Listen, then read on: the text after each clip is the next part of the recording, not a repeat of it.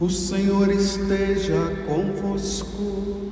Ele está no meio de nós. Proclamação do Evangelho de Jesus Cristo segundo Lucas. Glória a vós, Senhor. Naquele tempo, grandes multidões acompanhavam Jesus. Voltando-se, ele lhes disse: se alguém vem a mim, mas não se desapega de seu pai e sua mãe, sua mulher e seus filhos, seus irmãos e suas irmãs, e até a sua própria vida, não pode ser meu discípulo. Quem não carrega a sua cruz e não caminha atrás de mim, não pode ser meu discípulo. Com efeito, qual de vós, querendo construir uma torre, não se senta primeiro e calcula os gastos para ver se tem o suficiente para terminar? Caso contrário, ele vai lançar o alicerce e não será capaz de acabar.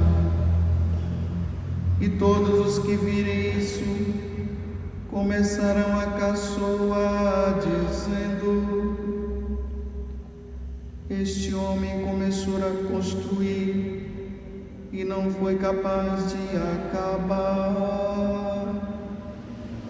Ou ainda, qual o rei que ao sair para guerrear com outro, não se senta primeiro e examina bem se com 10.000 homens poderá enfrentar o outro que marcha contra ele com 20.000.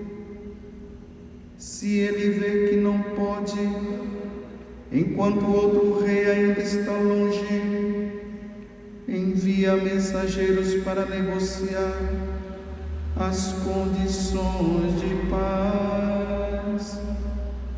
Do mesmo modo, portanto, qualquer um de vós, se não renunciar a tudo que tem, não pode ser meu discípulo. Palavra da salvação. Glória ao Senhor.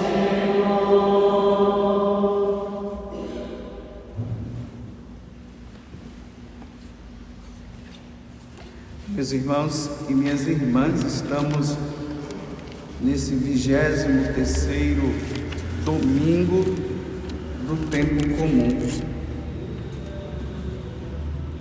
E Jesus do dia de hoje, ele está fazendo um convite e ao mesmo tempo ele está levando as pessoas a refletir dentro desse convite. Qual é o convite? O segmento dele. Todos nós somos convidados a seguir Jesus. Não é aqui simplesmente um segmento para ser padre, para ser freira, ou sabe lá o que mais. É um segmento onde nós precisamos colocar Jesus como Deus. Ele é Deus. E uma vez que Ele é Deus, nós devemos servi-lo. Tanto que o catecismo, ele faz no primeiro mandamento, que faz referência a amar a Deus sobre todas as coisas, lá diz que nós somos chamados a amar a Deus e a servir. Deus, ele não nos quer pela metade. Lá no livro do Deuteronômio, Deus ele faz uma grande recomendação. É como se ele gritasse para o povo dizendo assim: ouve Israel, amarás o Senhor teu Deus de todo o teu coração, com toda a tua força e com toda a tua alma e com todo o teu ser, porque eu sou o único Deus, não há outro Deus. Então a referência do evangelho de hoje é o primeiro mandamento: amarás o Senhor teu Deus com todo o teu ser e com todo o teu coração, e não se pode colocar outro Deus. Só que aqui Jesus está falando o seguinte: olha, se alguém vem a mim, mas não se desapega de seu pai e sua mãe, sua mulher e seus filhos, seus irmãos e suas irmãs, e até da sua própria vida, não pode ser meu discípulo, não pode ser seguidor meu. Então Jesus está nos colocando contra os nossos parentes, contra as pessoas mais próximas. Então ele está dizendo que para segui-lo é preciso desapegar do pai e da mãe, da mulher para quem é casado, ou do homem, do esposo, e dos filhos também, e dos irmãos, irmãs, e tudo, e todas as coisas, todas as situações. Não pode ser meu discípulo? Sim, é verdade. Nem os nossos parentes podem estar acima de Deus. Ninguém pode estar acima de Deus, porque todos os outros são criaturas. E uma vez que nós somos criaturas, nós temos que olhar para aquele que nos criou, que é o Criador, para nós colocarmos Ele em primeiro lugar. Os outros vão estar sempre em segundo. Por isso que o segundo mandamento, quando ele faz o resumo de tudo, ele fala que o segundo mandamento é amar o próximo. Mas aqui ele está falando do amor que nós devemos ter em primeiro lugar a Deus. Eu estou falando assim, mas eu vou entrar na prática, no nosso dia a dia. Por exemplo, um esposo não pode proibir a esposa de vir à missa no domingo. Às vezes a gente encontra situações de que o esposo, ou pode ser também a esposa, eles não acreditam em Deus, não servem, não querem saber de Deus, e pelo fato de não querer servir a Deus, eles impõem essa situação dele para com a sua esposa e às vezes até para com os próprios filhos. Eu não quero que você vá na igreja, eu não quero que você participe da missa, simplesmente porque ele não participa. E o que é que a esposa vai dizer? Olha, eu amo muito você, tanto que nós nos casamos. Eu não seria capaz de te trair, porque o meu amor para com você é grande. Só que você não é o meu Deus. Você não morreu na cruz. Você não nasceu da Virgem Maria. Você não foi crucificado sob Pôncio Pilatos. Você não morreu numa sexta-feira. Você não ressuscitou ao terceiro dia. Se você fosse tudo isso, você não subiu ao céu. Se você fosse tudo isso, eu seria capaz de não ir, mas como você não é isso e você não é meu Deus, eu vou ter que ir e eu devo ir. Então eu vou me separar de você. Olha, eu não queria me separar, porque eu não casei para me separar de você, mas só que você não é o meu Deus. Eu não posso deixar de ir na missa, eu não posso de cumprir o terceiro mandamento, que é o guardar os domingos e festas e solenidades, para ficar com você. Eu vou à missa sim, depois eu volto, para nós continuarmos vivendo juntos e vivendo a nossa vida matrimonial, cuidando dos nossos filhos, da nossa casa, mas você não pode me impedir, então eu vou me separar. Estou dizendo para você que eu não queria, mas eu não posso ficar sem ir na missa por causa de você. Você entendeu? Eu estou dando um exemplo assim bem forte para você entender o que significa o que Jesus está dizendo, que aquele que me seguir e não desapega do seu pai, da sua mãe, do seu esposo, da sua esposa, dos seus filhos e tudo mais, e assim por diante, não pode ser meu discípulo.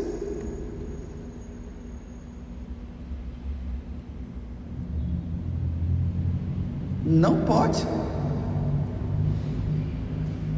Deus está em primeiro lugar. E aí ele diz assim, olha, então olha, antes de você me seguir, então você vai ter que fazer uma coisa.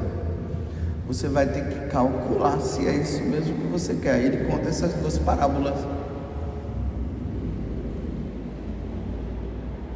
Você vai ter que pensar agora.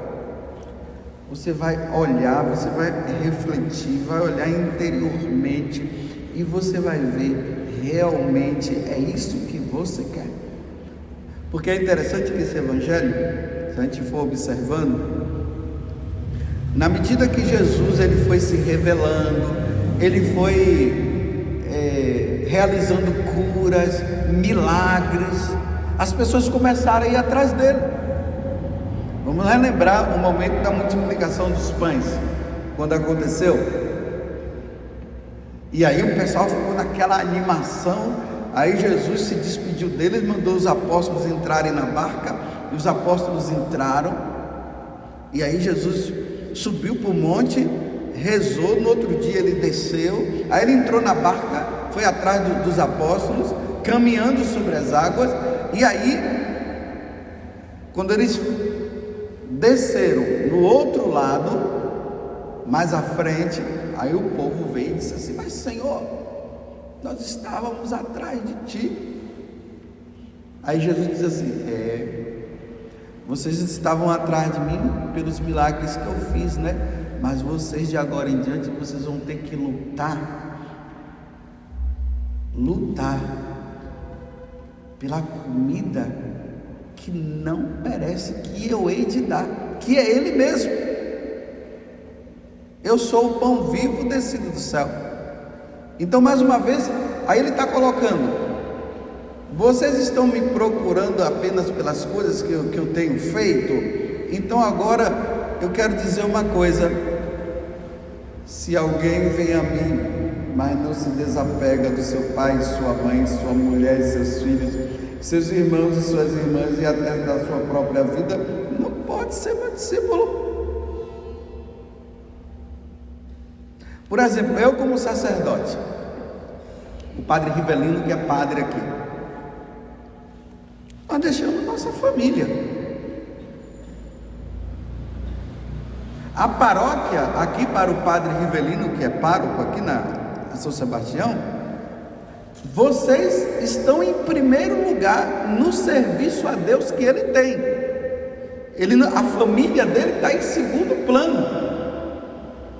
Tanto que primeiro está aqui. Então ele teve que renunciar, deixar pai, deixar mãe para entrar no seminário, para se preparar, se tornar um sacerdote para colocar Deus em primeiro lugar e não a família em primeiro lugar. Porque se ele ficar colocando a família dele em primeiro lugar, e aqui eu também, se eu colocar a minha família em primeiro lugar, eu não posso ser discípulo de Cristo. Porque essas pessoas vão ser os meus deuses, e eles não podem serem os meus deuses. Eles sim são amados por mim, são amados pelo Padre Rivelino. Quando precisar, diante de uma situação, estamos lá para ajudar, mas Deus está em primeiro plano. Deus nunca vai estar em segundo plano. E aí no dia a dia, eu faço até uma pergunta para você. No dia a dia, o que é que você tem colocado em primeiro plano? Tem colocado acima de Deus? Por exemplo, você até reza, você vai na igreja, você faz tudo. Mas quando se depara com aquela situação, você diz assim: bem, nessa situação aqui não, eu tenho que deixar Deus em segundo plano e eu tenho que fazer isso aqui. Isso pode ser apego a pessoas, como pode ser apego às coisas.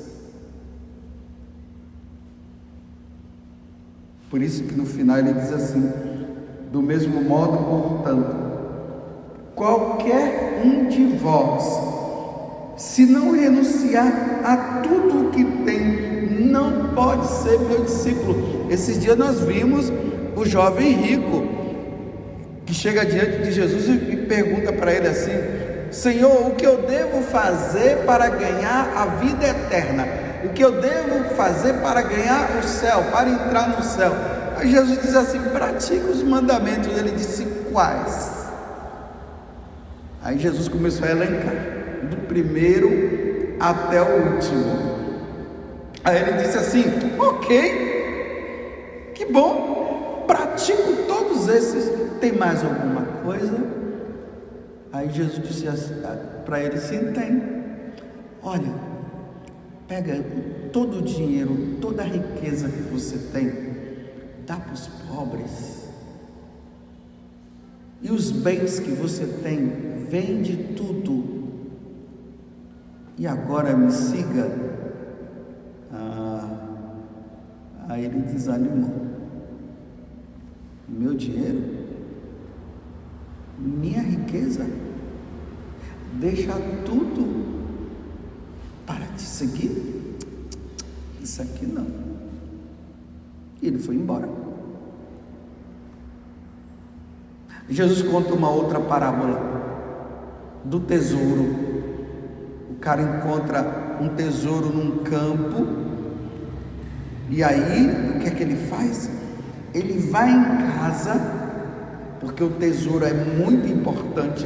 Ele vai em casa e tudo que ele tinha, ele vende tudo. Provavelmente ele vendeu até a casa que ele tinha. Tá vendo? Renunciou a tudo por causa daquele tesouro. Vendeu, foi lá, comprou o terreno para ficar com aquele tesouro.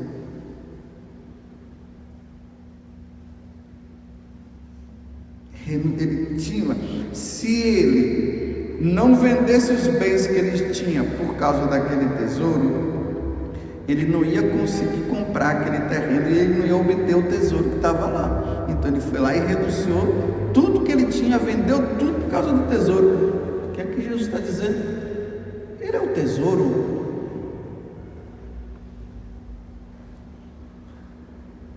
Eu vou terminar dizendo o seguinte para vocês: tem algo mais importante nesse mundo do que Deus? Tem algo mais importante nesse mundo do que Deus? O que é que tem? O seu carro? A sua casa que você adquiriu com o suor de muitos anos? Aí Jesus diz assim: olha, Eu sei, eu reconheço que essa casa que você tem aí, olha, está aí a história sua, da sua família, está toda aí, todo o dinheiro, está tudo aí, e essa casa é sua.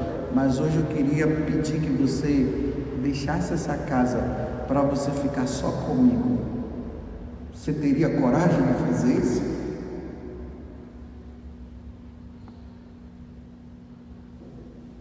Enfim, no final, meus irmãos, só vai sobrar Deus. Um dia nós teremos que sair desta vida, é o que o Salmo hoje está dizendo, né? O Salmo 89, para quem tem a Bíblia da Ave Maria é 89, mas está aí no folheto, né? Para quem tem a Bíblia da CNBB ou a Bíblia de Jerusalém, é o Salmo 90. Ali naquele salmo ele diz bem assim: a vida de um homem dura 80 anos.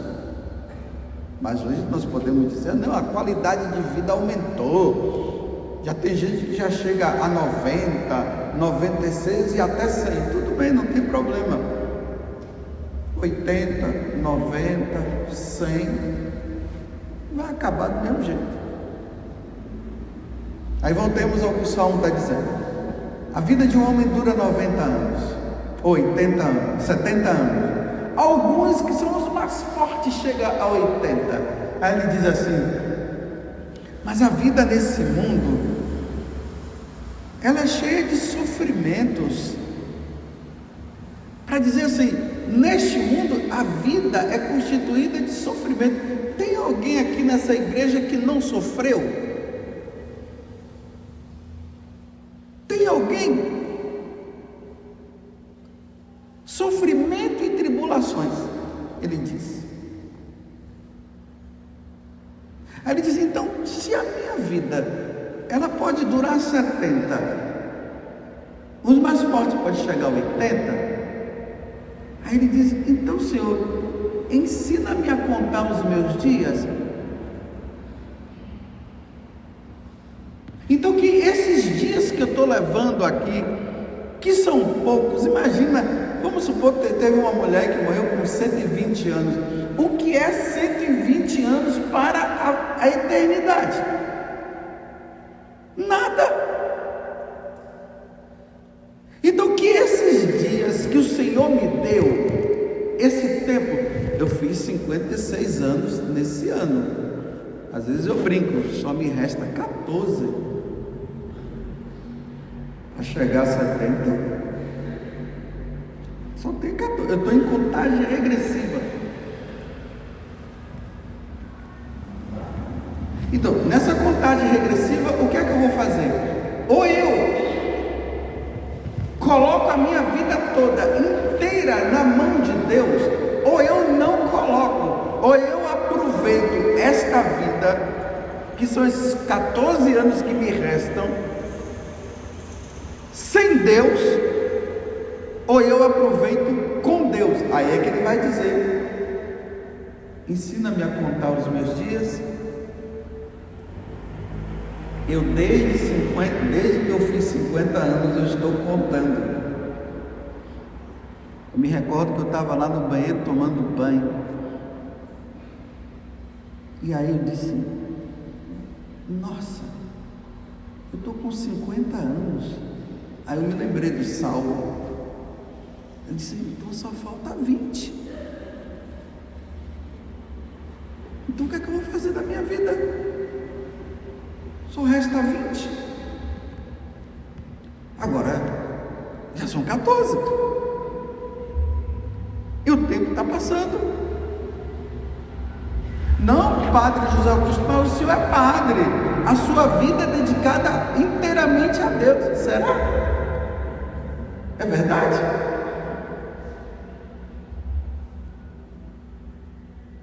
Será que eu não tenho meus apegos? Será que não tem coisas da minha vida que eu coloco acima de Deus?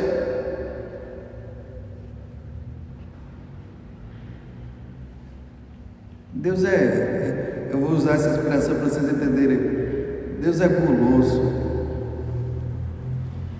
Quando Ele quer tudo, tudo. E na medida que nós vamos nos relacionando com Ele, na medida em que nós vamos amando mais a Ele, aí Deus vai começando a dizer assim: olha, agora eu quero que você tire isso. Agora eu quero que você tire isso. Agora eu quero que você tire isso. Olha, isso aqui, olha. Você está vendo? A agulha, essa agulha que você ganhou lá de presente de alguém, que você diz que é um, como é? É um valor espiritual que a gente diz, né? Eu tiro essa agulha também. Ela já está me impedindo, está te impedindo de você ser todo meu, porque essa agulha está se colocando agora, você está colocando ela acima de mim. E Ele vai pedindo, vai pedindo, vai pedindo, até que chegar o momento que Ele poderá dizer assim: agora sim, você é inteiramente meu, pode vir. Aí a gente passa dessa vida para outra. Louvado seja nosso Senhor Jesus Cristo e a nossa mãe Maria.